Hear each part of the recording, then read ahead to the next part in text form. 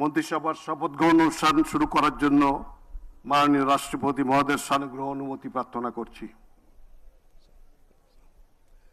আমি এবার নবনিযুক্ত মাননীয় প্রধানমন্ত্রী জনাব তারেক রহমানকে মঞ্চে আসন নেওয়ার জন্য অনুরোধ জানাচ্ছি।